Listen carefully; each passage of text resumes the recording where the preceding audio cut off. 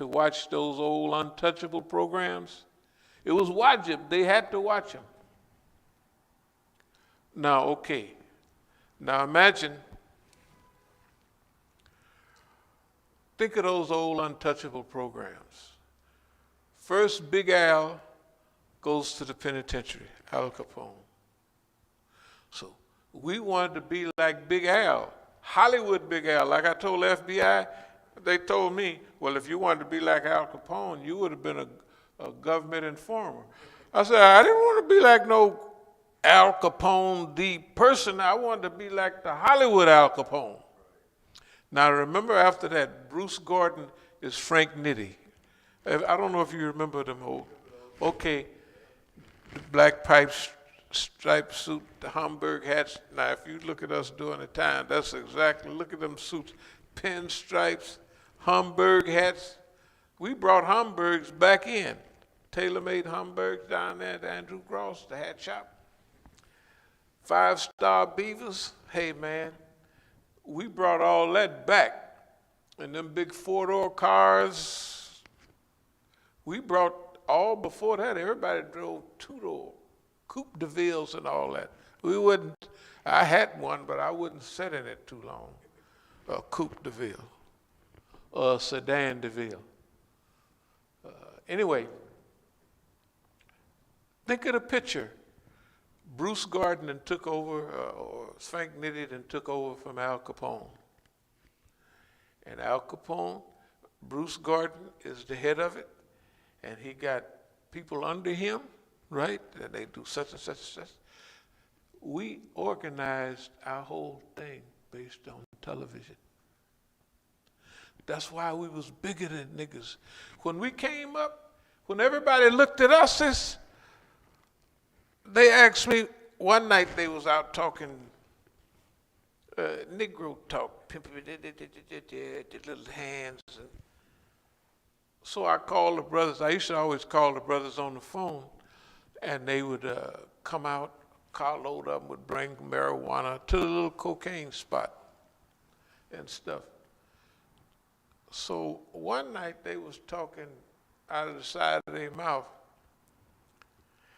and I took out a pistol and laid it on the thing, and then I took out I was the only nigga in town that had a $1,000 bill. They got $1,000 bills, they got $500 bills, Grover Cleveland. So, you know, of course I went to the bank and said, y'all got any $1,000 bills? We got one. I said, let me have that boy. So I took out a roll of money, and it was probably just 15,000 or something like that, but 1,000 was on the top, $1,000 bill. 500 was right under that. So they said, are you a treasurer of some organization? I said, the treasurer? I said, I run this show. What are you talking about? So that principle had showed us, right, where to come from. That was another point in this period of 1968ism, the winter of 67 going into 68. This is when, if y'all remember, I told you that we would always pull back every so often and take a look around. That's what it's talking about, reflection, experience and reflection. Don't you reflect? The earth is spread out like a carpet. You don't reflect on it. You don't think about all of that. This is what we was doing it. But first we was doing it automatically, like, something. It was natural. It was a gift. But it was a good gift. So 67, 68, that winter, 67, 68, coming in. What we did was, everybody was talking about the Ward brothers in those days. The Ward brothers was big. And so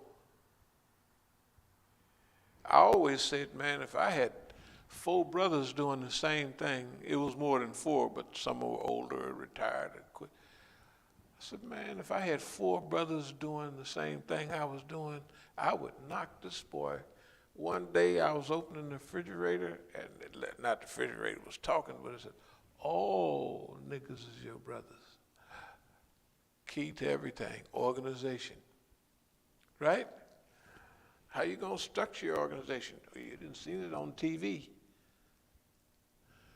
See, TV was artificial, but we made it real. The niggas studied each other. That nigga pimped this way, that nigga pimped that way. They was always small. We was imitating our picture of an imitation picture of the white man.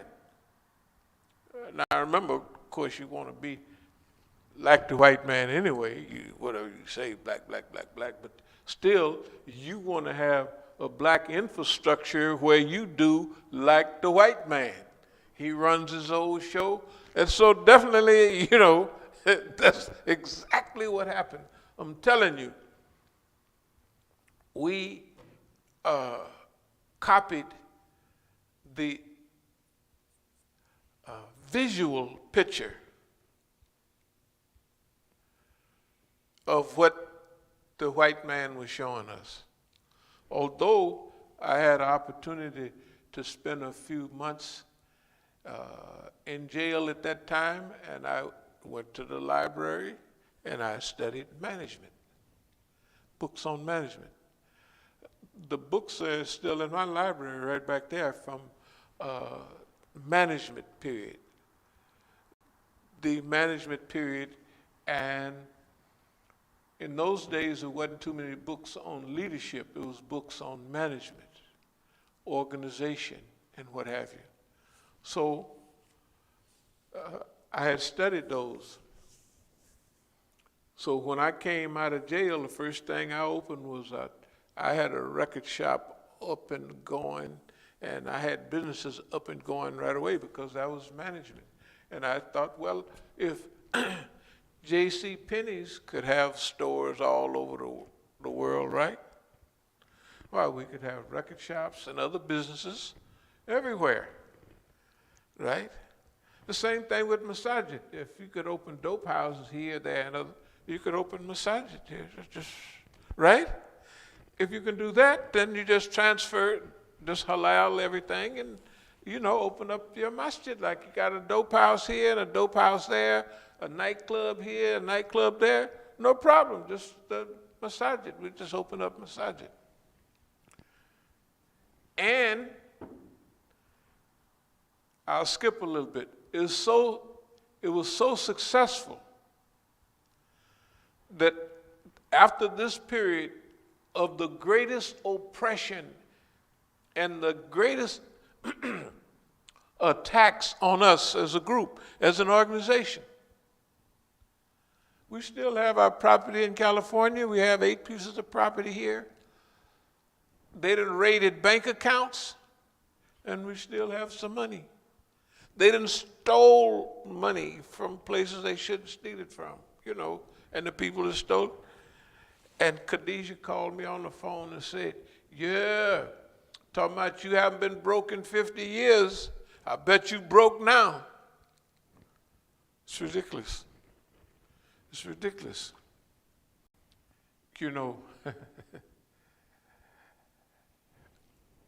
Do y'all remember I was talking about, I was watching a movie once, and it wasn't real what was happening, but something about Erwin Rommel, the Desert Fox, how every time when he was fighting the British in Egypt, the British want to explain why they was getting beat so much by the Germans. So they said something about, well, they had German archaeologists in which they did, in Egypt in 1936, 37, and 38. And those archaeologists were burying supplies all over Egypt. Supplies, gasoline and all of that. So Erwin Rommel would be fighting the British, and then he'd run off and go over here, and they would run out of gas. Well, he was going to where he already got gas. That's in the movie. It wasn't true. He was just better than they were, that's all. He was just good at it. That's why I always buried, when we doing good, remember I said, I had my partner say, you're going down, pick up 2 packages, here's extra money, and bury one of them. When we were surrounded by the system and hot as a firecracker, wouldn't nobody touch us, because we hot. They love you, but you can't, I do wrong, I can't go sitting up with you because you hot, you're going to get me. So it's a rule, you just know better than, that. So I went down to Granny's house in LA. No, I went to the penitentiary and I asked my partner, he was at Terminal Island. I said, where did you bury that package? He said, at Granny's house. Granny, I went on over to his grandmother and dug up the dope. And my other partner, he said, man, everybody sure like that dope, but it's got a little dirt in it. I said, yeah, well, the shovel hit the, I'm not going to take all that, the dirt out of the dope causes a different color. You got pure white looking dope, and then you're going to try to sift all the dirt out, you'll be broke or crazy trying to do that. So I leave the dirt in. The dirt ain't going to hurt nobody. They can sniff it, they can shoot it, whatever they want to do. It's just dirt, right? This is regular old dirt. So that taught me a principle that whatever you're doing, eventually you're going to hit a slick spot. You better protect yourself. So when I was coming back into the country with 40-something thousand, maybe 46, it's close to $50,000 in the 70s, I went to Colombia and dug it up. Why? Because when you rolling big, I'd go out every morning, running up in the hills down there. And I'd bury something here, bury something there. And some of the stuff they picked up and they found, but they didn't find it all. So when I came back in the country, I had 40-something thousand, $50,000 on me.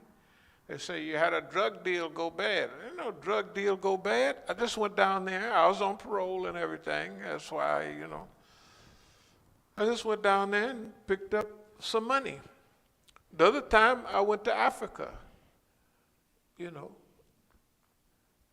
and I had lost my safe deposit box key and everything. So everybody had that problems in Africa. So they said, well, we can go in and get it for you, but you're going to have to pay for the box because they're not going to be able to use it again. When we went downstairs, all the safe deposits was hanging open from everybody had forgot their key or lost their key, and they had to drill in there. You know what I mean? So anyway, even right now, you got to think about it.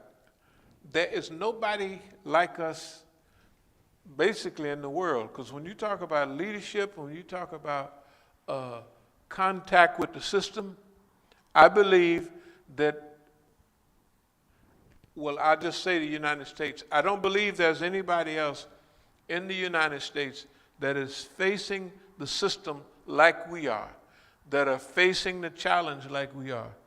And if it's true, the challenges is what build character in organizations, movements, and individuals, right? If you face those challenges, you got to get stronger in order to survive. And if you survive, you become stronger. And if you resist the other aspects of the challenge, that means it develops ethics. So your ethics, unless you fall for it, you don't get weaker ethics, you get stronger ethics. Like bump y'all, man. bump y'all. We don't. This is what we do. We don't care about you. You're not gonna use friends, family, or nobody to affect our character, right? And to affect our ethics. And the little stuff that they do around here, sometimes it proves, right, that your ethics is holding fast. And sometimes it even proves, you can see, okay, some little dumb thing happened. It shows you that, well, they reject our proposal. You know, it's not waving a white flag. It's saying, we have a proposal for this. And the things they do show you that they reject it. We reject your proposal. Yeah, we just reject your proposal because the way you putting it, that would be surrendering to the Negro, right? We're not surrendering to Negroes. And they show you by doing little stuff around here, it gives you the clear feeling. No.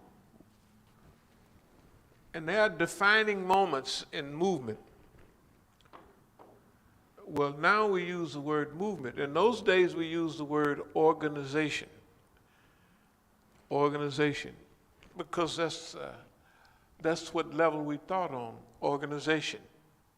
As long as one of us survive out of the three top in the echelon, the organization survives. They can get themselves together. They can reproduce another organization, right? Okay, that's the way I thought. Maybe my friends didn't think that way. Because when I left, they said, well, goodbye. Good to see you. It's nice to know you. They never sent me no money. They never, of course, I never asked because I didn't expect nothing.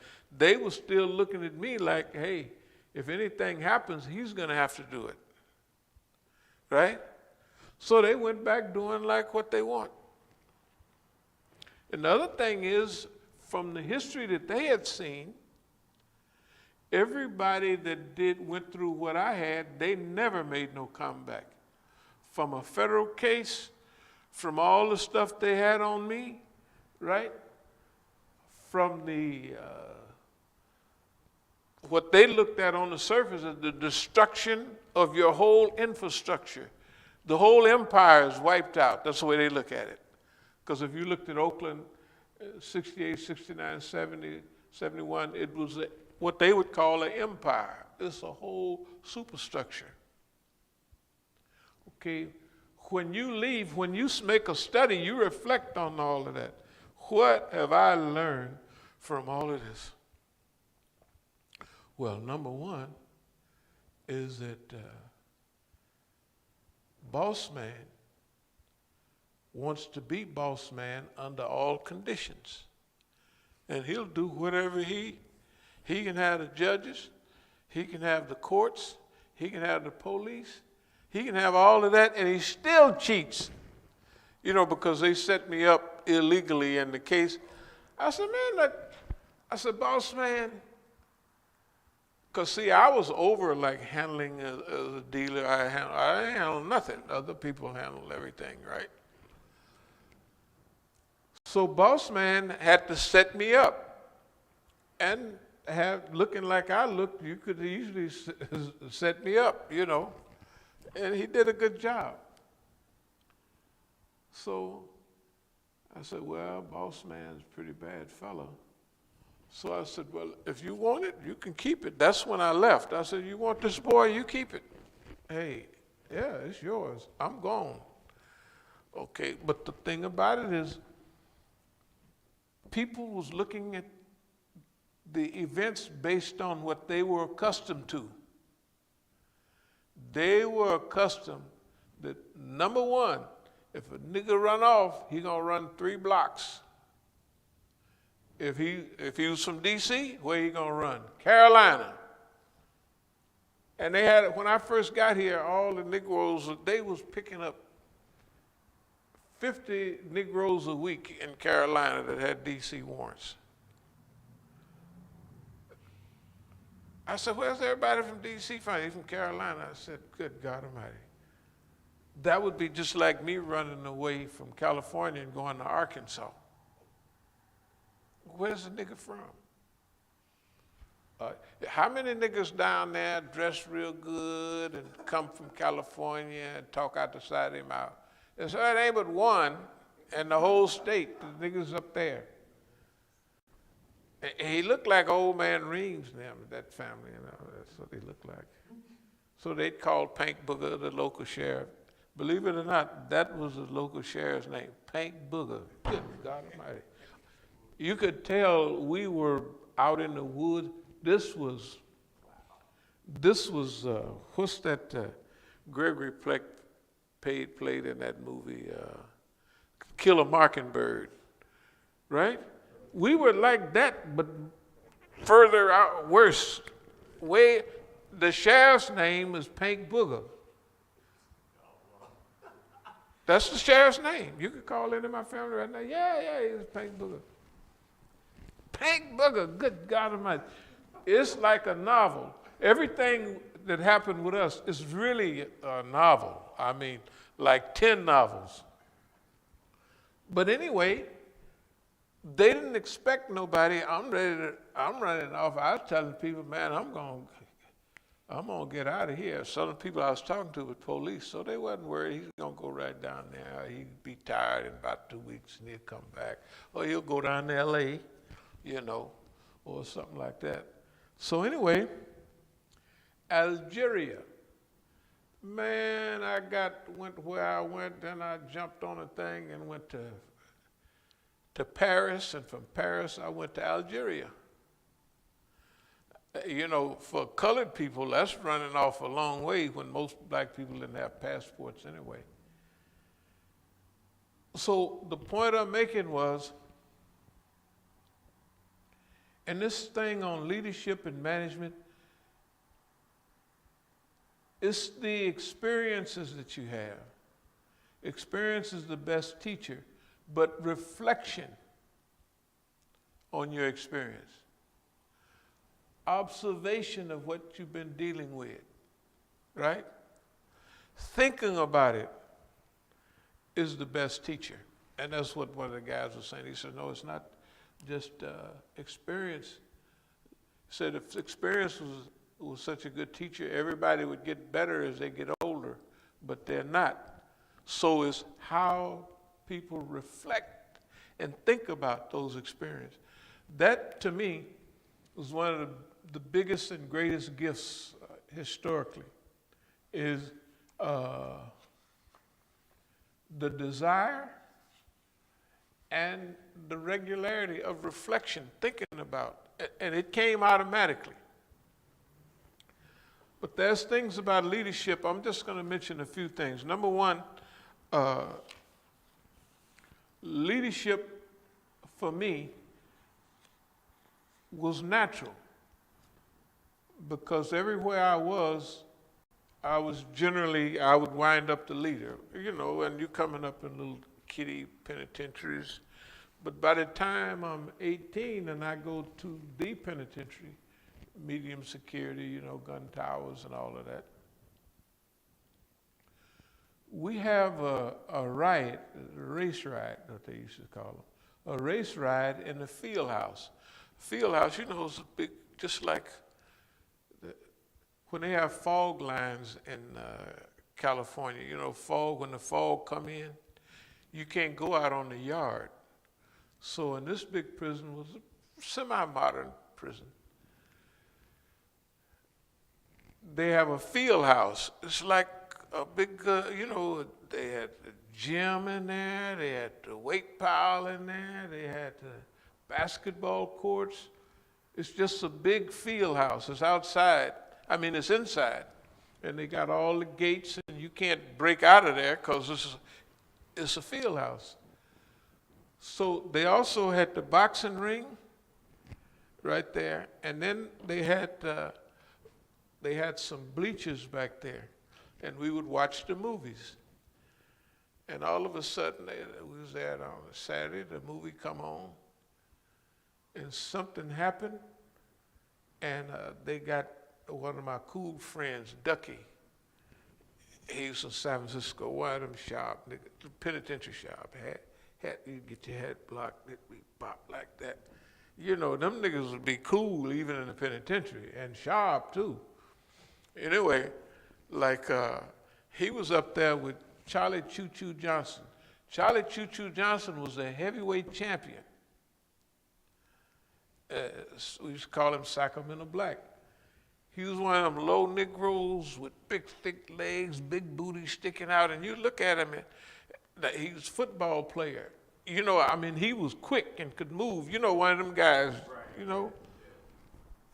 He was a heavyweight champion. But his friend was getting assaulted up on the bleachers, and he wasn't doing nothing. I jumped up on the bleachers. I jumped on the boxing ring in front of everybody. Nobody can forget it. And I said, charge. And some kind of way, they went and rescued Ducky. So then, during the riot, this is the first time I ever seen this happen. The police gave Sacramento Black a gas gun. You know, a gas gun is like a billy club, and there's a shotgun shell in there, and it shoots a tear gas thing. Yeah, so you got a billy club. You can beat the guy over the head, or you can, and the gas, you know, the gas, it'll shoot a pellet, and it's tear gas. So, but there was a new police. This guy was panicked. So he gave Sacramento Black the gas gun, like maybe to protect him. Because remember, the gates done closed, and all the police is in there with you. You know, the hall gates and all that. When the riots start, clang-a-ling-a-ling, all the gates close. And they close where you at. So the police, the officers is there in there with us. And let's say 200 of us right there and one police. Boy, good God Almighty, you're talking about scared. And you only see somebody scared, you see a police locked in a thing with, and if anything happened to him, don't nobody know what happened because there's too many of us in there. I didn't do it, I don't know. And at the same time, Big Tom Edmonds, he was from, I don't mean to take you in all this detail, he was from San Diego. Big Tom, he was one of my workout partners. You know, like, he was a muscular, he was big. So, well, not big like tall, but Big Tom was big. And so Big Tom took one of them 45-pound dumbbells, and I was standing right there. I saw it come right over, boop, and it hit the lieutenant upside the head, and the lieutenant, da-da-da-da-da. So Tom got a case. And then Tom had me go to Stockton as a witness for the defense. And so I told him, well, yeah, I saw the weight come, and it come from, the police said it came from over the right side. And I said, no, I saw that. It couldn't have been Tom because it came over from the left side. Whatever they were saying, I just said something different. And he didn't get convicted. But at the same time, they put me, and even my son told me, he said, man, Brother Farouk got y'all paperwork from that riot y'all was in '64, and it's had your name, C. Reams. I said, yeah, we was in that, and you know, we was in that together. So here's the point. The point is that I lost my date. I was going home in '64. And they took my date, gave me another year, and I stayed to '65. Wonderful. Why? If I would have went home, I just stood up and took, not Shahada, but the black man is God, right? That stuff. And I stayed another year. Within the time, if I would have went home in early '64, I would have went back out like I came in '62, whenever it was. We drank wine, you know what I mean? No discipline. When I stayed another year, those teachings had sunk in. Discipline, vegetarian, all of that stuff, right? So that year turned out to be a blessing, a big blessing, like everything else boss man have done all the time. There's always been a blessing. If he wouldn't have cheated and I'd had to run off, I would have never known about Africa. Well, I'd have read some book, but I'd have never lived there. I would have never had the smell of Africa. I would have never had that same thing that you watch Superfly TNT. That was kind of the experience, the bright colors, the feeling that you would get going back to Africa at that time. The people that came, see, in Africa, all the black intellectuals came back to Africa. The poets like Gwendolyn Brooks. You ever heard of Gwendolyn Brooks? We had dinner one night at an Indian restaurant, of all things, and I was a young guy. So after we was eating, I went up and I gave her a nice kiss.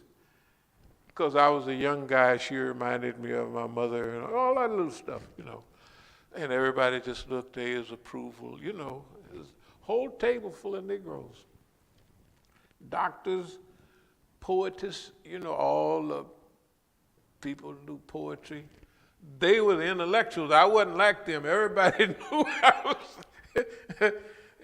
But since we was all African American, I remember one time it was Jimmy. Jimmy was a student that played football in college. He was a college guy. And Doc was he was Edie Amin's doctor after I left. He was educated in Lausanne, Switzerland. The man spoke French like he was born in France. I said, Doc, how do you fix your mouth to say all those? Because me and Doc, we was in Algeria together, then we went to East Africa together.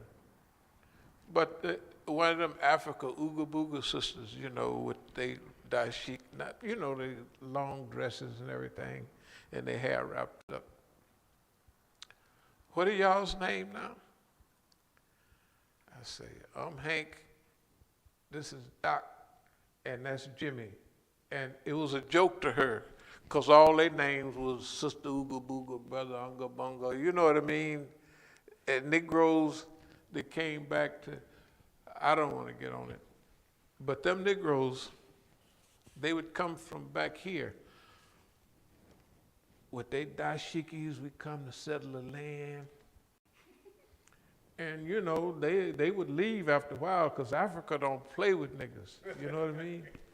And then, just imagine them big naturals, that big. And they'd be out in the bush and they'd have that boy full of that hairspray. All that stuff smell. And the animals, every flying, creeping animal loved that. Woo, them niggas smell good. And the niggas would walk through the bushes and his hair would get caught. I said, boy, these people. I said, well, Doc, I guess me and you is out of place around here. But them guys, I'm going to get back to the point. They were inappropriate, and it showed. So now, anyway, everything that happened in Africa was an education. It was a training. All the time visiting Europe, Scandinavia, you get a chance to learn about social democracies, social democrat. You get to travel, that's what the Quran says. And then you get a chance to live in South America and work in South America. And pretty soon, you acquire all of this history, right, of all of these peoples. And pretty soon, you become super educated because the people you're dealing with are people that are in the environment. They're not book writers and readers. You at people's house. You doing business, you know what I mean? So you are learning what the people learn. You're not going to a hotel and going on a cruise to a village, you know what I mean? To see the Africans, they in the village and they making Makande car. No, you with the people, either Somalis, good friends, or what have you. In fact, one of my best friends was, I call him Congo Slim. You know how niggas is, they gonna, and everybody Iceberg Slim. So Congo Slim, he was Somali, but imagine how he spoke Italian, because the Italians used to be in Somalia. He spoke Swahili. He spoke his own language, including, which is Arabized. And he spoke one of the languages, he spoke French too, in the Congo. That's why I would call him Congo Slim. Actually, his brother Hussein. So he was, we used to hustle together, you know. So he's Somali, I'm a Negro, you know. And one of the things he said, he says, Mr. Hank, why you always talk about the white man? He said, what's the difference? He said, it's the color. Because they're looking at us, African Americans. We eat the same food as white folks. Right now, we know we're different. But they can't see it. What is the difference between you? What's the difference? It's the color. It ain't no difference from you. That's what they were saying, right? Because we had the same attitude. Me, niggas would do that, I'm telling you. Just like the Tarzan movies. Me, Johnny Jones. You, and then they'd play with us. Me, Mandinka. Then later on, I realized, hell, it ain't no Mandinkas in East Africa. They was all 2,000 miles away. But the niggas was watching the movies and the Mandinka warriors. Everybody wanted to be. So we would ask people, I'm gonna get back to the subject in a minute, but this stuff is hilarious. What do I look like? Who do I look? Oh, you look like Mandinka warriors, because they all knew, they think the African is dumb. He got a PhD, the niggas, you know what I mean? Unbelievable. You know, no, it's unbelievable, but see, those were experiences, and then you reflect on it, and remember what Pete O'Neill asked. He said, send me some of those tapes on your reflections of East Africa. Right, what I thought about, he's been there all the time. Why he need to know about that? Right, he's there. The Malcolm X Center up in Arusha. He's done a good job, but why he need to hear it from me? Because the reflection and the coming back here. He put out a tape in '83. He said, I hear, he says, he was thinking about renouncing his citizenship. I think I might still have a tape, what do they call them, big old things? VHS, yeah. So he was talking about the professor that had passed away. It was a brother we call a professor. Professor was the oldest one. He was very old.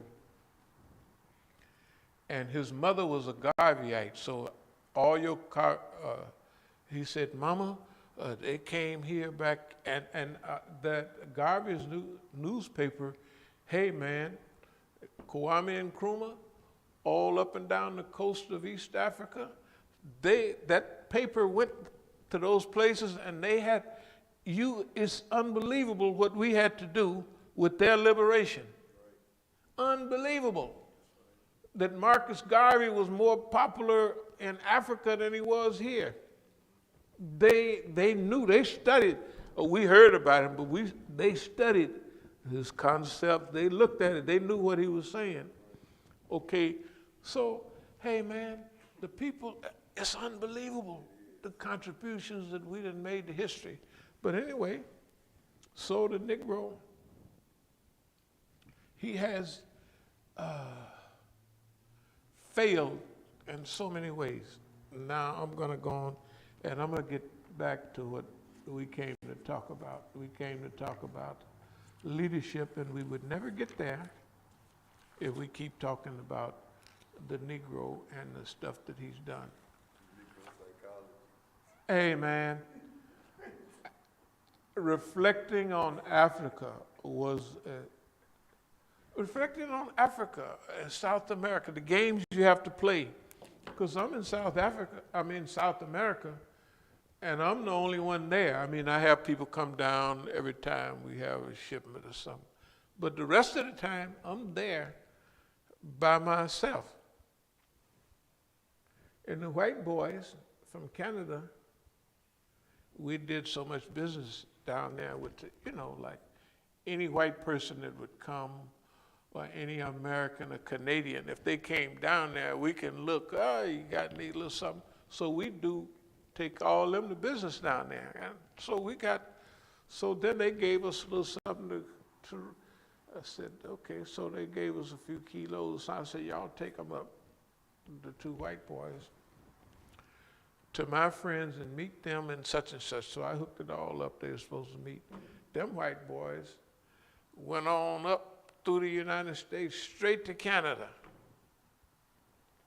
They didn't have nothing to do with the Negro. And it was enough that I heard they was buying, when they came back, broke, of course. One of them came back flat broke.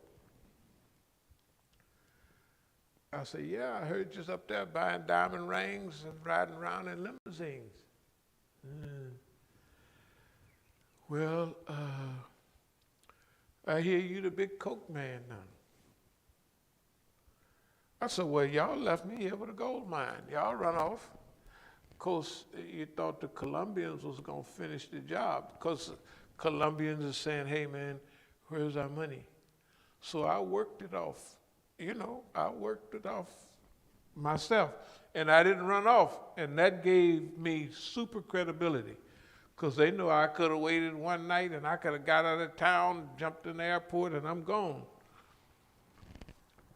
But I stayed, and I took care of all the business. Every time somebody come to the big Tackendama hotel or here and there, hey, y'all need a little something. It was hard because you got to remember, I'm black, and all the customers were white. And they didn't particularly trust Negroes. I mean, they had no reason to. They definitely didn't have no reason to trust no Negro, because every Negro I know dealt with white people. If they gave the Negroes the money, they was in trouble. They wasn't going to get nothing. And even if they did give them the money and they got the product, it wasn't worth a dime. It was terrible. So they come down there, they meet me, I got you covered, I hook you up. Pretty soon the word got out, and so we took care of it. When they got back, I was in the gym, and the white boy walks in the gym. Yeah, I said, yeah, good for you. What's up? Heard y'all was up there in Toronto. That's where y'all from. But boy, y'all was partying. I hear y'all that turned nigga up there because y'all had diamond rings and limousines. That's what they was doing. You look at them old movies, Mr. Big, limousines. I said, yeah. Well, and then we want to get a little something. So won't nobody give us nothing unless we go through you. So I told him, well, I'll hook you up. When I went to hook him up, the people was going to give him some garbage. I said, you can't give him a garbage. You got to give him. Well, they run off and they die. I said, we paid you back. So anyway, I looked out for them too. But that blow was so good, you could walk in the house, or maybe the Negro was getting good. And I could take a whiff, and I could walk to the cabinet. I said, the cocaine is in the cabinet. They said, this nigga is serious. I said, I can smell it. It's in the cabinet. You know, I mean, it got so, you know, they thought it was super special that the nigga got the kind of guidance system. But no, you just get used to doing what you're doing, and you can smell where the cocaine is at, you know. But anyway, it's a reflection on all of that. So in this mission, the mission is quality over quantity. Quality over quantity. And how you respond to your environment. Example. Maybe 10 years ago, I was just like any other senior citizen, or maybe 65, something like that. But I still thought about girls just like everybody else. Boy, that's a tender there. I do this and I do. You know, that's the way. And then the next day, oh, girls. I said, you know, so that's the white man that gave me something. Because it's too fast. You know what I mean? It's like all other stuff that happened. The man is crazy. One day you turn in flips, another day, next day you can't walk. And then the day after that you turn in flips again. This is ridiculous on a regular basis. So I'm saying, ugh, girls, you know, like you really, you feel repulsed. Girls, ugh. You know, maybe like a 10-year-old or a 9-year-old or something like that. You know what I mean? They're just girls. God. So now, boss man's thinking, oh, if we make him lose his mojo, he'll spend all of his time worrying, trying to drink something and take something to get his juice back. I didn't do that. I said, okay, boss man did that. Now, I don't have to think about girls anymore because boss man done hooked me up, so I don't think about girls. The boss, in other words, he doing stuff for you to do one thing with it, and you do another. Just what he don't expect. I ain't gonna take nothing. I ain't gonna spend no time. He done liberated me. I don't have to worry about getting married. I don't have to worry about, cause he done got it where, girls? I mean, you know, really repel. I said, I know somebody gave me something for that to happen. One night, you walking around, and boy, that's a nice looking lady there. Of course, you ain't staring or nothing, and you know what I mean. And so, that's an attitude. That when it's a saving force, that whatever boss man do to you, you're going to change it to a benefit. It don't make no difference what it is, and you're going to let him know you can't do nothing. And anything you do, we're going to change it to a benefit. And we'll get to some of that a little bit later. So, the other thing I want to talk about is feedback. A lot of talks that we are giving are very detailed, and they have a lot of history to them. So we want, first we would like the people that are paying attention to this to download everything that you can download on this, not only Facebook, but the other, what's the call number on this? www something or other. No, it's Facebook and YouTube. That's what we. And the YouTube, what is but what is the one, we got another website where we got all the articles and As-Sabiqun. Well, just give it to me in time. And, okay, so the other thing is that, see, we need feedback. We need feedback, and the feedback will come from those recordings. And we want you to take those recordings and send them to us. You can stick your little gadget on your computer and download it and send it to the address right there. So we will be able to get an understanding. What's it? Yeah, it's sabiqundc.blogspot.com, and I'll put the link in the comments. Okay, you put that'll be fine. Okay, so those recordings will come to us.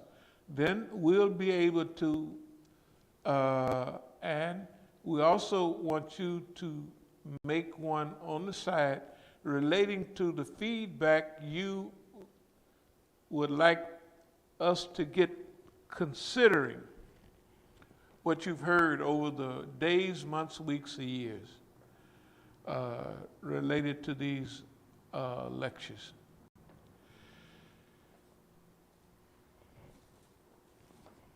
So there's certain things that we're dealing with. If you remember, Imam Jamil is almost 21 years ago. When he got his case down in Georgia, nobody responded to it at all.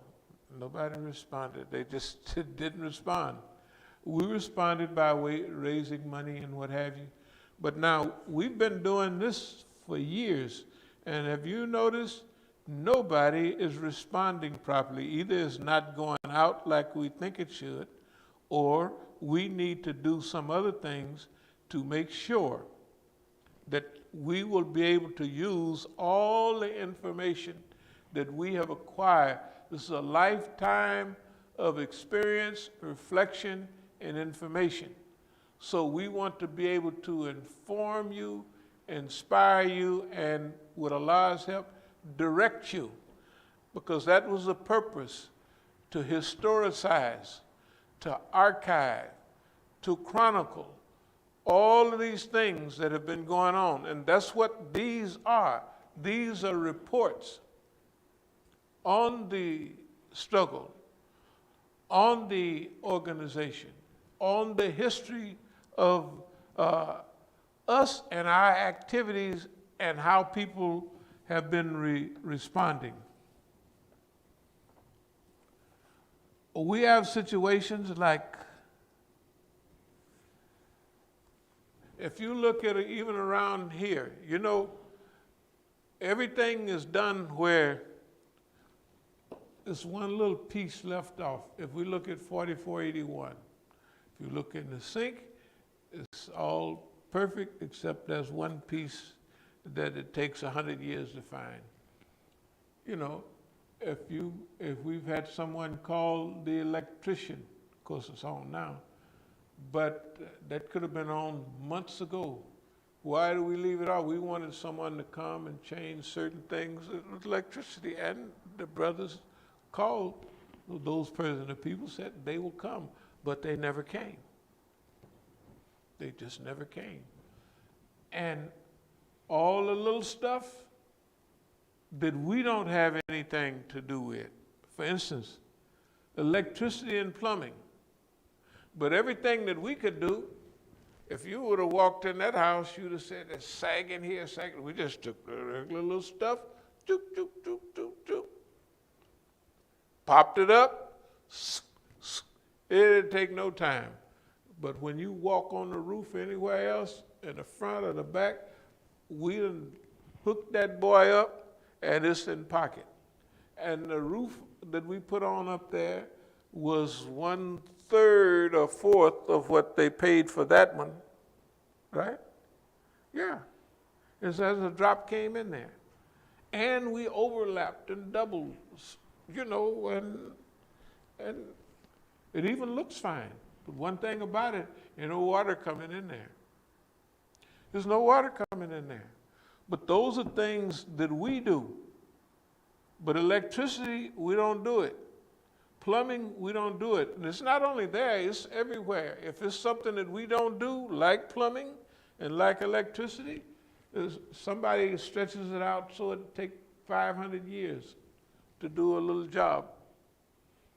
We got the roof on, we got stuff painted in there. It was right away. We was ready to, all we got to do is go get this, go get that.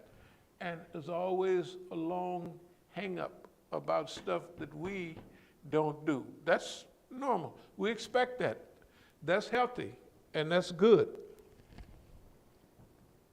Even things like SSI. Well, people we're dealing with, we give them that number and everything. They'll take care of it. They do that type of stuff. But, shoot, they've been had that information and the corrected number, Social Security number, for years now.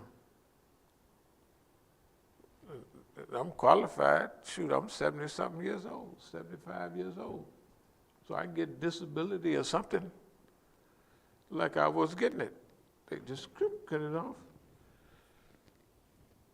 The people that we might have handling all of say the paperwork for the things that come from the city. Guess what? Only thing we get come from the city, it says pay a $3,150 fine over at the Western, and the people are happy to give you a ride over, and you take your $3,000 some check, like we have money laying around over there. That's right. I'm just saying that we have to reflect on everything happened. We're trying to avoid the same thing that happened to Imam Jamil technically is happening to us, and I'm still here running around. There's a Volkswagen sitting out there, and it'll be there. It'll be there. Now, I'm going to go over next week or the week after, and I'm going to talk to the people in person. And I'm going to tell them what I said on the video. And they can do what they want, but I'm going to tell them, I'd like to have $25,000, and you can fix that. And don't call me and tell me you have it towed over. I paid y'all $400 and something, and I know that it was just a little certain thing, that a little gadget, and then they tell you, yeah, it's nothing but a so-and-so. Then they come back and say, well, you're going to need a fuel pump. And they take it out, and they say, no, that's the wrong one. Put another one in. Then they charge you $400 and something, and you drive it over there, and it won't start again. Okay, I'm not going to waste no time on it. I'll just say you can come and fix it. The car out there, the van, technically that's the best car. You can feel this car. This is good. This boy is tight. This is the best car we have. That other old van we have, it run like a bucket of boats. It just don't run like that one did. So somebody just messed up the steering column, because it's supposed to be a famous one that you can stick a screwdriver in there, take the thing out and stick a screwdriver in there and start it up, right? Like they stole, I had a white one. I used to have it parked back there, getting ready to sell it. The police stole it, and they called me, come pick up your what's the name around here. And they left the screwdrivers right there and a little ignition. I stick it in there and drive it on back around here. So I told them, I said, y'all got to stop stealing my stuff. They ain't say we didn't steal it, but I said, y'all got to stop stealing my stuff. Well, how did I know they was going to steal my stuff? Because some of the brothers was telling me that van is the kind that they can steal easy. Those Dodge vans of those years. And those same brothers had those same kind of Dodge vans right here. You probably remember they run around now. They got different ones. So I knew that what they did, and I knew that somebody was going to steal my van, because that's what they said that they do. Because you've been doing this so long that it's automatic. Well, they're going to steal the van. I'm not going to lose no sleep. In fact, I'm going to leave the thing open half the time, so if you want to steal it, you don't have to break windows. You come in and steal it. Go on about your business. Okay, those things are from repetition, from reflection, from doing this stuff all of this time, right? It's repetitive. Forget about the test, that you run through. But it's a lot about attitude. See, and the government's supposed to study its marks, or whoever they want to call it. When we was in Oakland, we'd have family night, and every family night, people was hanging around, and they wouldn't leave because they thought the poor imam is there and he's probably lonely. So I would flick the lights. I said, y'all got to go, man. Y'all got to go. Because, see, they would be lonely if they lived in a room in the masjid, right? They was thinking, he's there all by himself. He's not married. Well, one thing you got enough sense to do is get married if you want to get married, especially they hanging, dangling white women and dangling everybody in front. You got to pick it. They said you were the most eligible bachelor. Not at the time, my big muscles, young guy. Well, kind of young. So, what kind of person they don't have any Negroes that have did 15 years of celibacy, right at the height of, you running the hills, you full of juice. Why? Because the job is more important than, you didn't have all the girls in the world. So this job, a lot of people don't think like that. This job is better than girls, and then the girls be talking too and stuff like that. So you don't want anything to interrupt your thought patterns. Imagine the time. That's why we could do everything we did here. And the habits prove it. There's no imam that I have ever seen that over there where you are right now, we stayed upstairs. The only place you can stand up is right in the center, right? When you walk through the door. But you can't stand up. If you walk 2 feet over here, you got to duck down. And that's where we lived. Me and my family, we lived up there. Okay? The other thing is, when we moved over here, we lived back there. That's 11 feet by 18 feet back there. And that's upstairs. It's 18 feet by 11 downstairs, but there's a ladder there. So that means there's a 4 foot something of the space left open that you take off from up there. And you have to take a bucket up there. People don't believe this, or they don't understand. And if you have to urinate or do whatever else you do, you'll do it in a bucket. Because the people here are from the city. They don't realize that that's the way you're supposed to, excuse the expression. People will ask the question, does a bear shit in the woods? Of course he does. So what did the human being do before 6 months ago? Before push-button toilets? Or the shower is the water you can't take no bucket and wash off and then rinse off like that. That's not a bath. So y'all is crazy. They're crazy. They didn't have the privilege of living down in the country. It ain't nobody because we wanted to get the rent from over there, right? Next door, when we moved out of here, now the family was just like that. My granddaughter, my daughter, and later on Fatima was born, but she was downstairs. And then it would get wet down there and stuff like that. But that's where we stayed, because we wanted to rent from upstairs. Right? And then the idiot is telling the people that Imam Musa was stealing money, and we went out there and paid their taxes of $50,000. Then we paid another 22,900 something other for, they left garbage on the lot and would never pay it. I'm just saying, those are things that people can see. They actually happened.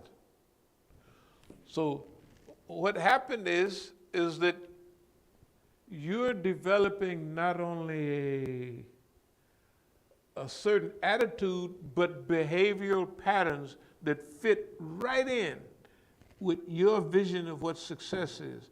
Success is we need massages, school, businesses, geographical integrity, and with all of the stuff we've ran into from the United States government, we're still, I'm talking about, we have made no progress, physical progress, in 20 years.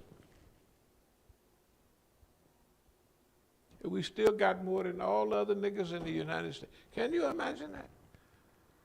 Right? I mean, that's ridiculous. And that means for 10 to 15 years, we've been paying tons of money per year just for having this. Right? Those are miracles.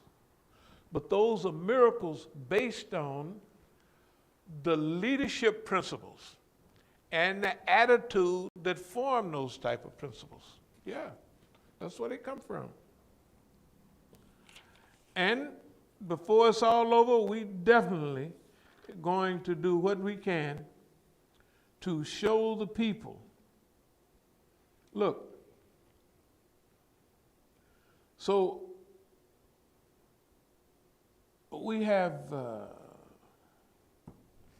first thing we did when we moved here, or when we bought the building, or when we thought about buying the building, was to look all around here.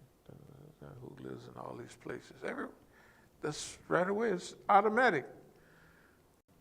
So we want to know, well, when we move in, what's the changes? Of course, big changes. Then the people like walk from right across the street and say, we want to be a part of this. Just because they got hazel eyes and stuff from across the street, it don't make no difference. And they leave, and then they come back, and you see them around here. It's okay. They've had people for years. You know, when poor Malcolm Shabazz was killed not long ago down in Mexico, he was following, because I was listening to the radio, that's why I heard it on WPFW out there, that's KPFA. He said, yes, they had put him on the circuit, Malcolm Shabazz. Now, of course, some of the same people would invite him and they would invite me, and they would say, well, this is the guy here, he ain't never seen him pray. If he'd go to a big conference, he'd have a little cutie pie with him, and maybe he didn't even know that he wasn't supposed to show up with her, I don't know, maybe meet her on the side. But he was not, he had the name of Malcolm Shabazz. That was about it. But he didn't have the behavior pattern at all. He just didn't have it. And he was saying that, yeah, well, my sheikh is Sheikh Hashim Alauddin. You know, come to our masjid. Follower of Ahlul Bayt. And he was a very unique fellow. First time I seen him at UC Berkeley, he was hanging around with an offshoot Iranian. that wasn't in the main crowd, but an offshoot that we saw from time to time. And then we'd see him with these Imam Hussein flags. Imam Hussein, I said, boy, that's a strange guy there. I mean, it's a giveaway, but that don't mean nothing. You got to follow it up.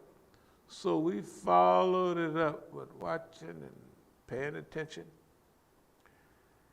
And I was down in the school, Al-Ghazali School, we just raised funds.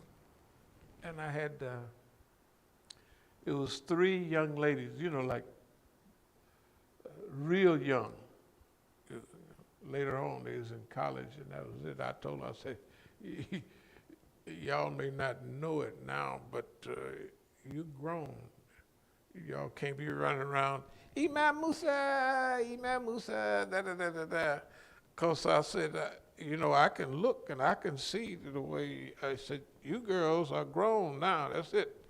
Not that's it, we can't talk anything, but that jubilancy type, I said, man, these people are not telling what your dad is, and they think something was going on, But anyway, they said,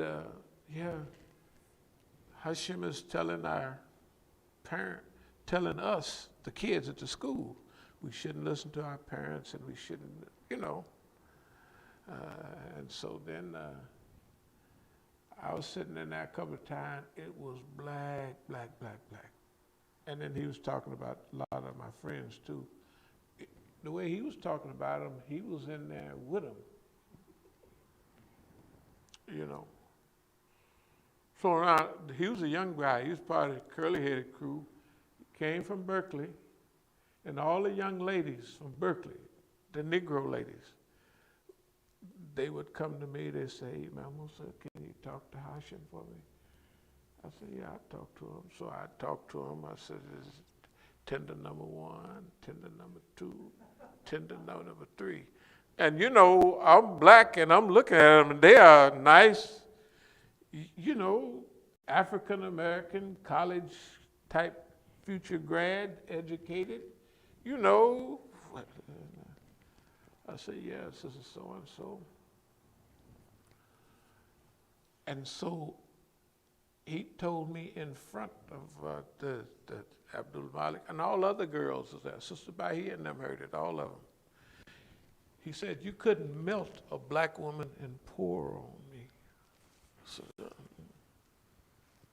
and then I don't know who he's married to now, but the first one was the Iranian lady. It's okay. I mean, just because she looked white, it had nothing to do with me. But he was clear. So you can imagine I'm sitting up in this class and all that's going on. So I said, hold it, man. And so I went to straighten all that out, and guess what? All the Iranians down there in Texas and everybody that had been, we'd been with them, they've been inviting me for 20 and 30 years at that time. They was all on his side. I said, oh, that was a big help though. That was a big help. And then him and Abdul Malik, it'd be Abdul Malik over here, him over there, and then I'm supposed to be in the middle. Remember, the way they get to your idea on everything is you get one over here, got this opinion, one over there got that opinion, and they run it back and forth between you, and you have to take a side, you have to take opinion, or they got you. That's normal. It's normal. I mean, it's normal for me. What's normal for me is you got to remember, nobody else got where we are today. Nobody got where we are. I know where we are. And it ain't no game. I know because I'm looking, not only reflect on everybody. Reflect on what's going on. Reflect on the government. Reflect. Just sit back and reflect. We're coming out of the period of reflection. We're going into a comeback period. That's where we're going, and we're going there. Why? Because during history, we always wind up there. Now, the beginning of there is the masjid fully operational, all the property, that's considered normal. That's where we were, and that's where we, with Allah's help, we're going back. That's not even hard. It's natural. Because the real comeback is all of this other flamboyant, outrageous stuff that we want to do, influence in the direction of change in America and in the world. You got to remember, when you having programs with Hezbollah, you know, I had to tell Hezbollah stop sending over that A Street. Oh, from their publicity department. Oh, we really appreciate our mutual cooperation. So when I got with him next, I said, hey, you could do me a favor if you want, and stop telling the white man how friendly and how much cooperation you appreciate that we're having. They're your friends, you know what I mean? You had programs together. You can imagine it, all the big programs. There's people from Afghanistan. Sometime the president of Afghanistan that got martyred some time back, he left the program in Iran, and he went back, and the guy had a bomb in his turban and blew the poor man up because he was a peacenik. Right, now this stuff happens. Rabbani, you know, and the Syrian ulama, you know, like people want to know what's happening with Syria. Well, you know, Muhammad al-Assi is of Lebanese Syrian origin. Okay, so he's of Syrian origin because Lebanon used to be a part of Syria. So it's Syrian origin. And I asked him, I said, what accent does Muhammad al-Assi? I'm talking to the Syrians now. Because remember, all them guys with their turbans and what have you and their Syrian dress, you not only get used to their Syrian dress, but what is happening in Syria, right? And then before some people get aware of where you're coming from, they're going to give you full information about all of that, what they can get from their Arabic language and what you have to know that you need to know, right? That they're not going to tell you, right? Because number one, they don't know who you are anyway. You're a Negro from America, so everybody from America is probably the police. They should be. If I was the American system, I would send nothing but, I wouldn't send nobody nowhere. And the way the Iranians act and the way all the other people act, hey, they haven't got over the stuff they've been doing here recently. So the experience that we have had to reflect on is the ideas that we have accepted, the functional Islam that we have accepted is exactly the Islam that the system and the Israelis, the Zionists, don't want to see prosper. And they prove it by saying, and we're still here. I know what a miracle is. So whether it's Hashim, whether it's Abdul Malik on the other side, and then you study the way people act and do, you know. So Abdul Malik would say from time to time, I ain't gonna let her break me. But he came to the masjid in 83, 82, might have been late, 82 was 82. And he was talking about, he didn't say he was talking about Iceberg Slim, but it was from one of his book on pimping and what have you. And he was telling me, yeah, He was a curly-headed guy from over to university. The girls like him, and so he was going through that. And so he was thinking, he was advising me, what you got to do is you got to think like a pimp. And I was looking at him like he just got out of high school, like you wouldn't know what a pimp was. You don't know nothing about this. But for him to say you got to think like a pimp and to say that I'm not going to let her break me is a total contradiction. In reality, why would he say I'm not going to let her break me? Because his father, everybody knows his mama, black woman, and that she don't push his father around, but she gets her way, and everybody knows that.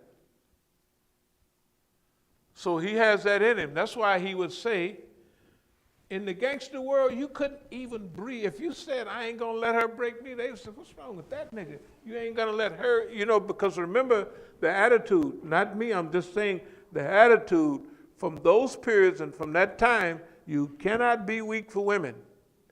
I'm not saying that stuff was fair. In fact, it was unfair. The attitude, but one part of it helped me. It sure did. Because I ain't never been brokenhearted in my life. You know, niggas sitting there brokenhearted. That's the most pitiful thing, right? Because you can't do nothing. That has never happened to me. I have felt those things that all men feel about women, but I have never been sidetracked or lose focus on what I'm doing. Or I have never changed behavior because of that. And he's talking about, I ain't gonna let her break me. What are you talking about? You're not gonna let, just think, this is the way the lingo would go. You ain't gonna let a B word, or you not gonna let a girl break you, and you a grown nigga. What's wrong with you? To even think, how do you associate that?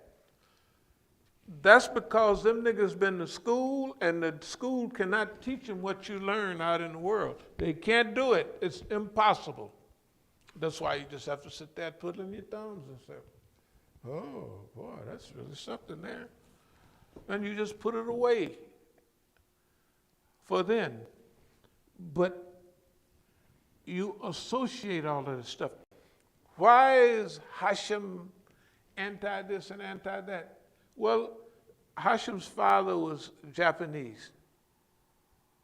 You could see that his father's Japanese. Okay. Mother's a Negro. Well, he looks mostly Negroid. But they have tests that they give people to make sure that they are amenable to following orders. And those people do. Why? Because they find their strength in the system. Like one little fool out there, I am the police.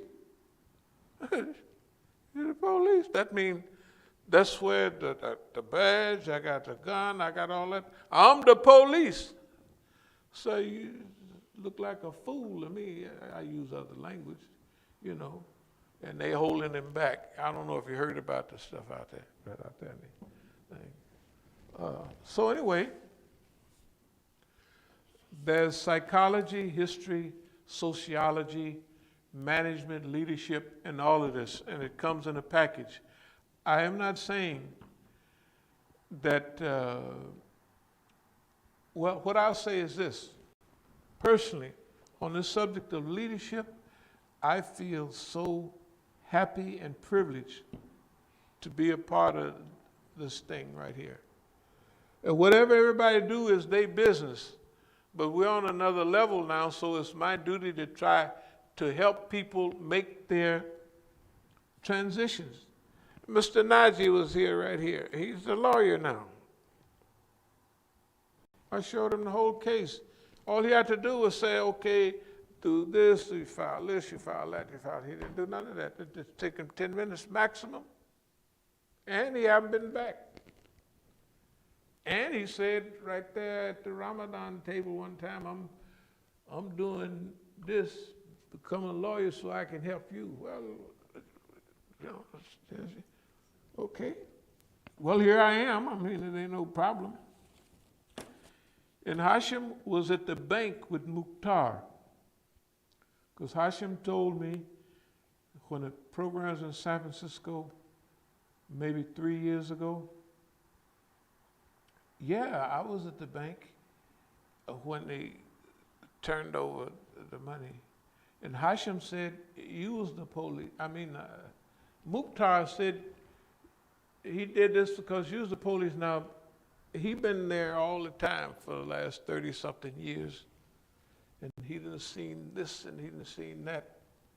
And so what if Mukhtar said, I'm taking your money, DC's money, not one drop from Oakland, because I'm the police. You might wonder, why do I put up with all of this? I put up with it because it's wonderful. It's wonderful. You reflect, and you get a chance to make sure that you're not unjust to nobody, because you're not going to say nothing till after 15 things happen. At least, well, a minimum of 5 and probably 10 or 15. Okay.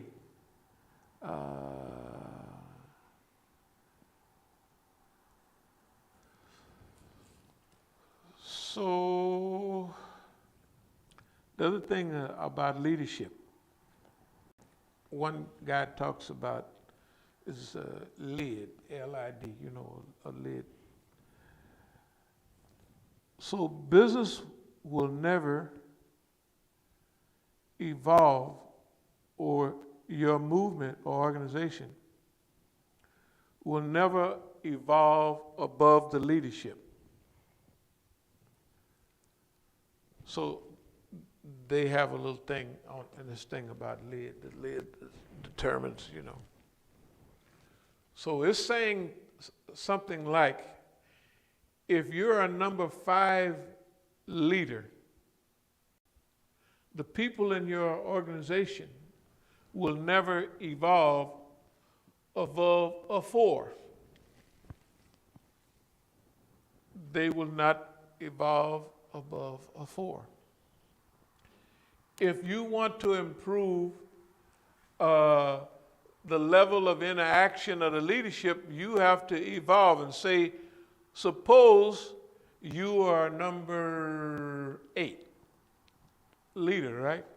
So now the people, the 5, 6s, maybe even a few 7s. So you're on a roll.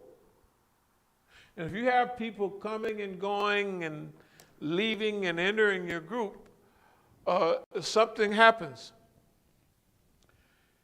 If all the people who are leaving are number 1s and number 2s, and all the people coming in are 4, 5, 6s, and you're on a roll. You see what I mean? I'm talking about on this level of measurement. We're talking about the lead. The people are not going to evolve, right, above the leadership level that's established. So it says, yeah, business will never rise really above, I just have this, my ability to lead. Leaders will determine the success of your business, company, country, or movement. So it's not followers, it's not visitors. Leaders will determine the level or the success of your company, organization, and business. Let's look at the United States right now. The United States 4 years ago was, let's call it, in a decline. Well, at that time they was in Afghanistan, still over there fighting. They was in Iraq, still over there fighting. And they were still losing numbers then. Okay. They hadn't won a war since World War II, unless you call Grenada. They invaded Grenada. Remember that? They invaded Grenada. There's 5 people there at least.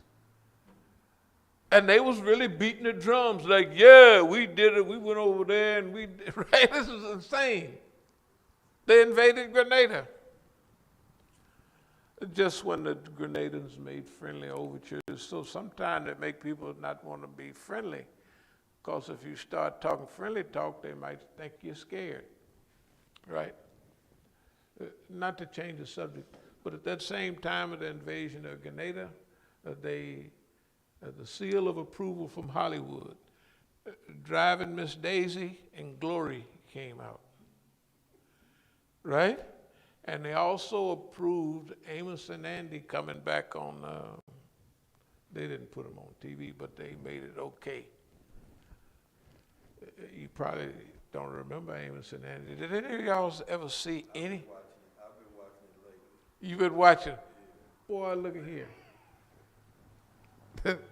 Now, they said, this is just, the black nationalists was saying, that was a terrible, demeaning program. Now, to me, I never missed the program, and I liked it, and I incorporated a lot of that stuff that they do, the kingfishers.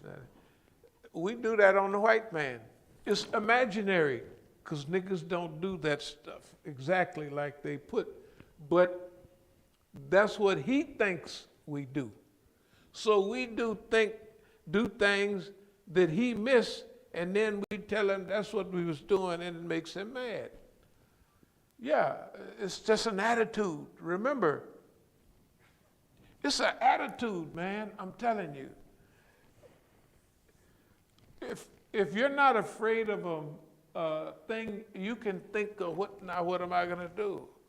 But if you're afraid of something, you running, jumping, hiding, you ain't busy getting out of the way, right? But when you don't have no fear, and the other thing is when you laugh at a sucker, boy, I'm not going to go into the Russian studies that if you want to trick somebody, this is way back 40 years ago. If you want to trick somebody or steal something, you get them to laugh. That's the Russian study. And I said, boy, now I see what the Negro's up to. Boy, he ain't gonna never try to make you mad. He gonna have you laughing as much as he can. And laughter is the only way we could say the truth sometime. In the old days, you couldn't tell the truth, just get up and say the white man this and the white man that. You could say it, but you couldn't get it over. But you could make a cartoonish environmental, and you could say exactly what you wanted to say, like the minstrel show. Okay, so let me speed up. Leaders will determine the success of your business, country, company, or movement. Then the question, are leaders born? Now remember, we have an article over 20 years old called Leadership in the Islamic Movement. And on the back of the original one, I have a footprint. It's when Sakina was born. I just put the ink blot on there. And I don't know if you remember that. It's got her little footprint on there. Because I was reminding myself that now we have a child, but I'm going to stay busy writing these things. Remember, we kept on writing them all the way up. But sometime a little baby come and the baby crawl down the stairs, or the baby do this, or the baby do that. And so you remind yourself that this baby is a wonderful experience, but we also have to make sure that baby is secure and what have you in the future. So our leaders born, are there some special characteristics? Well, I'm only going to refer to myself. I did realize at one time in my life that I was a natural leader. So what I have to do now is improve. If I'm going to be a leader anyway, okay, so I have to improve. A lot of people, that's why I named myself Musa. It's simple, because Musa had a big job. In those days, he did what he did. And Musa had people. You can tell I knew what I was doing. What did the people do? They always harassing Moses.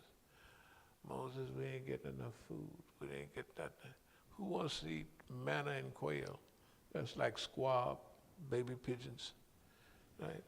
And all the time, and quail, they go hunting them things. Right? And the manna, you just scrape it off the rocks and you can make flour out of it. Sweet halwa. So they didn't want sweet bread and meat, tender meat from they want garlic, cucumbers, and all that stuff that they have down in the town. They said, go down to the town and get all of that stuff that you know.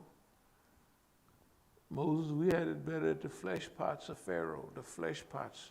We had more meat and everything in slavery. Coming across the sea, it's a miracle, so what? We had it better back in slavery than we do out here free, running around in the wilderness.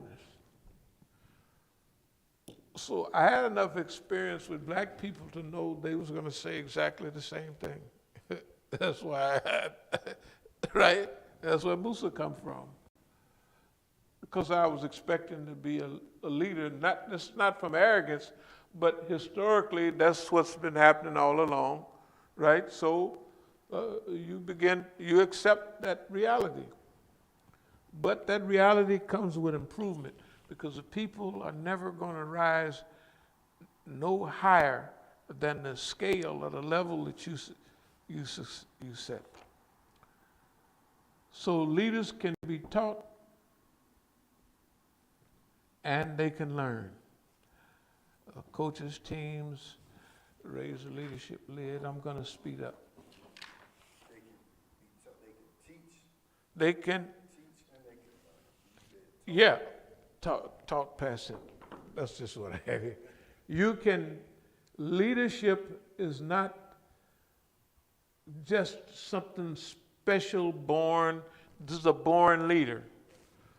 Okay, like I have natural characteristics in some kind of way. Wherever I've been, it's always been that way. Okay, so that has to be a reality. But in order to do what we're doing, we cannot do it with just being natural. You got to improve. You have to study, right? And after you study and improve, part of your study and improvement is teaching others. Because remember, first, you might have to just show people how it goes. So it's you and them, the leader and the person. Then after a while, you let them do it by themselves. They do it by themselves. Hey, I didn't die. I didn't, I'm still alive. Look at here.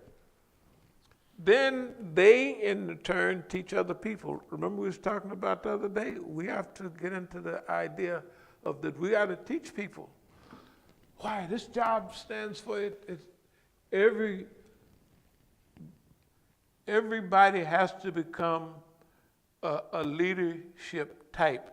Now, whether you're naturally gifted, whether one will be a 3 leader, another will be a 6 leader, technically it don't make any difference, right?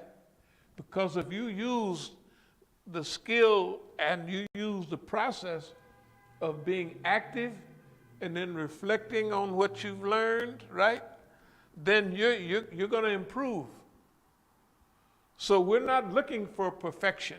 The number 10 leader is perfect. Who would even want to be a perfect 10? I mean, after all. So if we have a level of a leadership level where people are able to teach other people, and then those other people will teach other people, it goes on down like a pyramid. And the bigger that pyramid gets, the higher people go up, right? That's what we're working on. That's exactly what we're working on. Let me see if I can get, okay.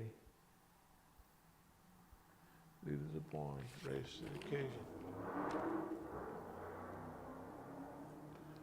So this thing about leadership is we want to develop a leadership culture where the behavior pattern, our behavior is that we are part of a culture that leads and teaches leadership. And it teaches in a process that leads to evolution of the individual, and also evolution in the movement, the organization, or the government, or whatever it is you're involved in, right? We mentioned the U.S. before. Just look at the U.S., look at the state it's in. You know, the state that the United States is in is what we prayed for. It's in a total decline. And if we get our way, we'll help in its revival. Not the, how do we put it? Not the U.S. government, but the people.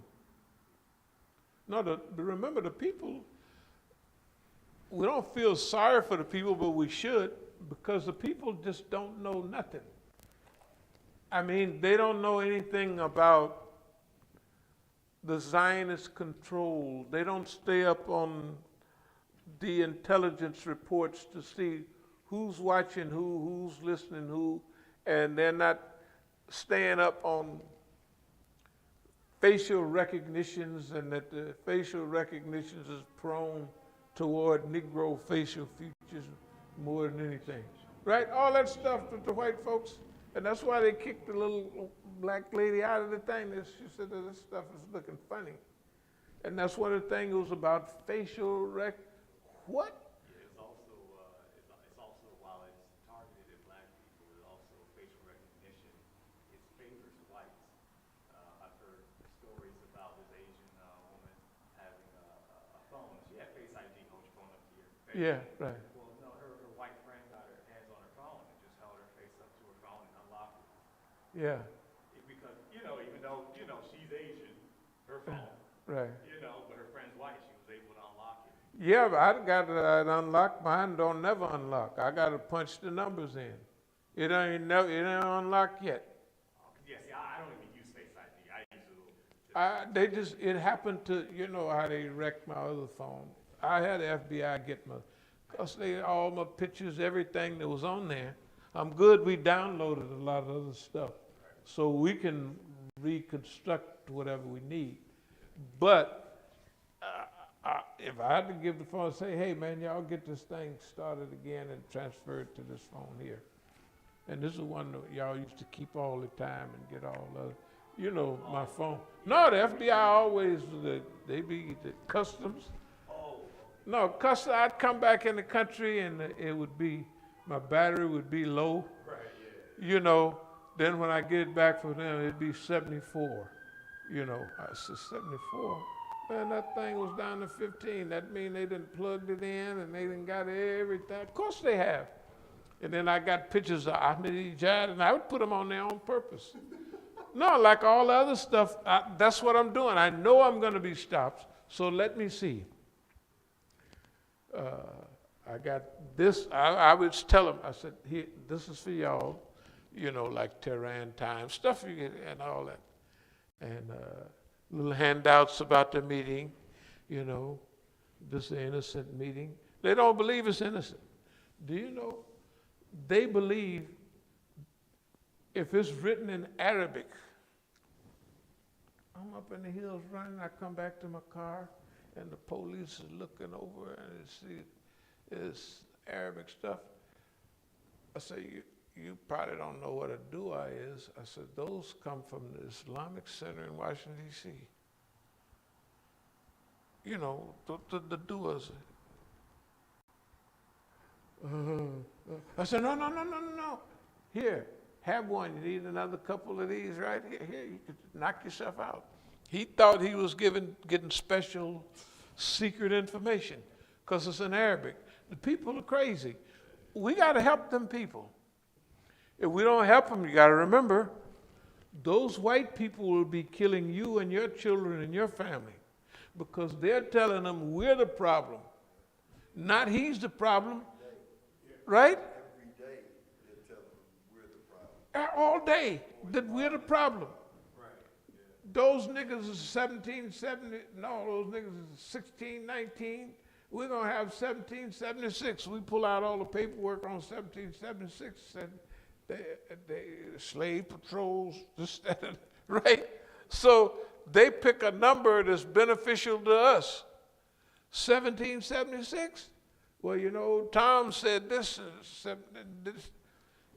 but they don't know that. That's why we're concerned. Of course, we're concerned about black people, but we're concerned about humanity too, because we got to, that's this whole Islamic persona we're talking about. And before, people didn't hear much about Islam. Now that's all they hear, and they're teaching them to hate Muslims. They're ISIL, Daesh, and they're cutting people's head off. You know, so we have to rise to the level to where we can challenge that. You see what I mean? That's what leadership is about. Leadership is everything they do is not healthy for, well, they used to have cascoid, mongoloid, and negroid. Now they got all kinds of stuff. So the negroid, you know, people is in trouble. They're in trouble. Facial recognition, and all of that stuff is unfavorable for the Negro. I don't care what it is.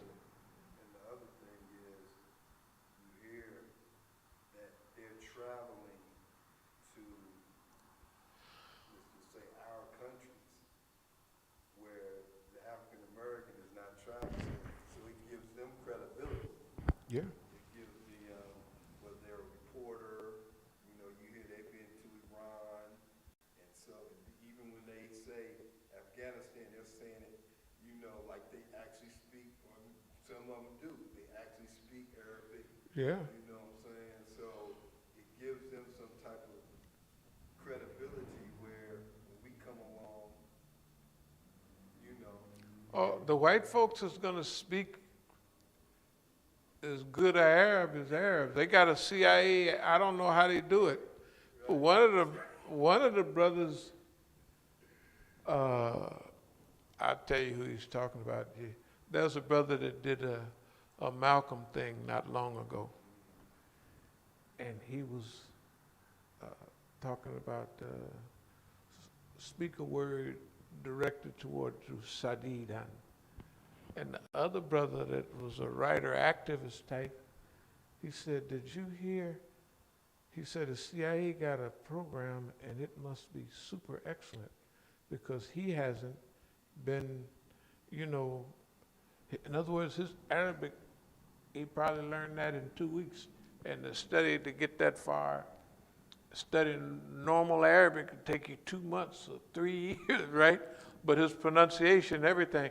So the point I'm making is they're going to make sure that you have the accent. This is a Moroccan accent. This is a Saudi Arabian accent, right? This is a Syrian accent. And they're going to teach you all of that. So when you're talking to people, you can tell whether, because you're a CIA agent. And they're going to teach you everything that they know about those things except the truth. They're going to teach you that. You don't have to worry about no truth, a whole lot of truth. So I'll kind of move toward the situational leadership. We'll deal with that later. Positional leadership, we'll deal with that later. Add value. Whatever we do, try to add value to the people and to the process. Meal ticket. Personally, I've always been a meal ticket for everybody, so that anybody that wanted to get along somewhere, they could just sell me out. I've always been a meal ticket for white folks. Yeah, withholding process, so we have to pretend volunteer. Okay, that's enough for today. Are there any questions, any comments? Remember, leadership is a skill, and a skill can be taught, and a skill can be learned. Okay. But is it okay if we fundraise? Like, can we fundraise? Like us, Yeah, how do you mean? Like, say if I were to put together a fundraising video or something, share it on social media. why? I have no, just like we say about we don't charge nobody nothing, but you can fill it up if you like. Definitely, we would be happy that if you decide on something and work with the brothers, then we just like to review it and see what it seems like, and off we go.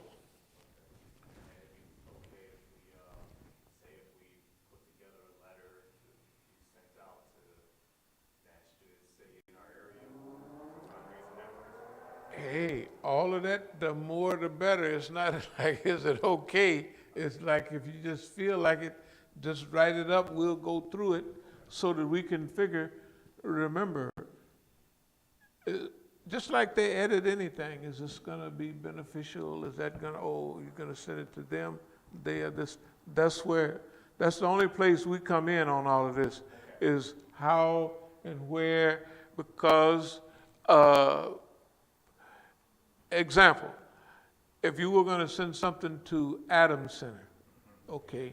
Now, when 9/11 happened, we went over to Adams Center, and we told them, I don't know if you remember, but we said, okay, we'll help you with security, this, that, and other. And technically, they didn't want too much. They didn't want too much of that, because they didn't want to be associated with maybe our harsh rhetoric or our attitude. We didn't do nothing, we don't do nothing, or we'd be in jail. If we was breaking any law, we'd be in jail a long, long time ago, right? If we're not in jail, it's because we're not doing anything to go to jail, and you can't, right? So they don't look at it like that. They look at it like, you would be shot. Darl Hydra.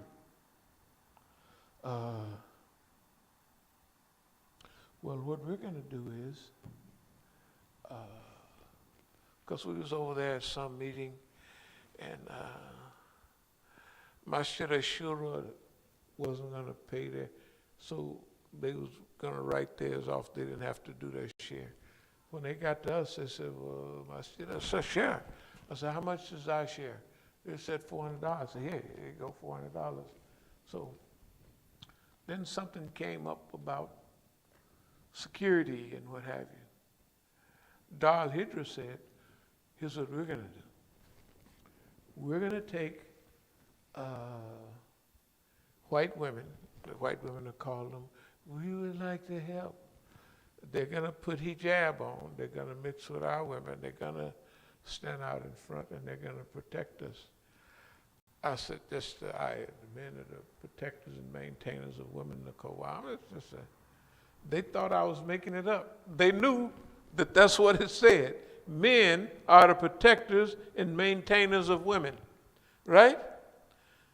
But they got so silly, we're going to let white women Americans wear hijab, and they'll mix with the sisters, and they'll be out there. They'll protect us. Did you hear that's? Yeah, I was saying, yeah, that's what they did. Brother Tufel would remember it though, did you? Yeah, Tufel, so it was true. It was true. They did that because that's right. He used to be at almost all of those, and he would be shocked at everything they would do. He would just be shocked. Did you see what they said? I sure did. You know. Anyway, are there any questions or comments anymore? No, that's it. All the questions I had. Well, let me check a little bit. Let me check it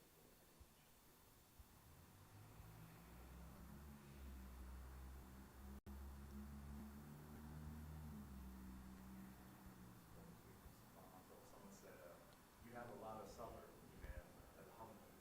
Oh, okay. No, well, you have to have this. No, there's certain things that you have to do this.